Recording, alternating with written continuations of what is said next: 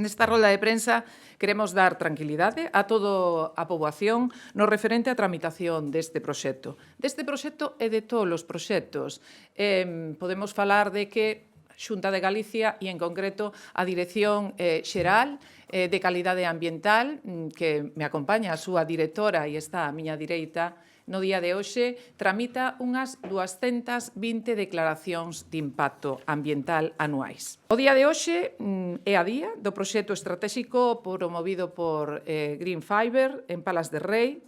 Hai que sinalar que a día contén 34 informes sectoriais que están asinados por 42 técnicos e estes técnicos son biólogos, enxeñeiros, arquitectos, xuristas, químicos, sanitarios, entre outros. Todos os informes preceptivos e vinculantes son favorables ou favorables condicionados.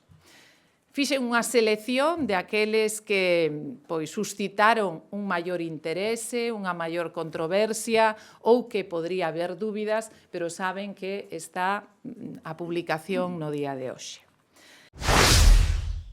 Ben, é imprescindible respecto desta cuestión ter en conta que o proxecto tal cual está actualmente definido non ten garantida a infraestructura de interconexión eléctrica necesaria, xa que polo momento non foi incluída polo Goberno central na planificación da rede de transporte de enerxía eléctrica.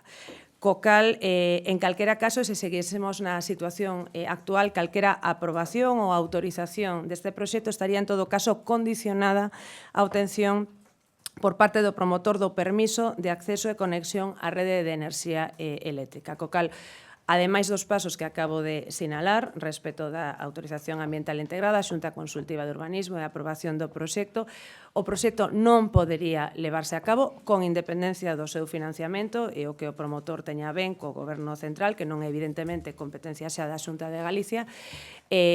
O proxecto non é viable coa situación que ten agora mesmo a rede de transporte, co cal está sendo xa máis clara, absolutamente en manos do Goberno central, en concreto en mans do Ministerio de Transición Ecolóxica que tutela a Redella, a Rede de Transporte Eléctrico Nacional, decidir si se inviste na subestación que daría interconexión eléctrica ao proxecto ou non.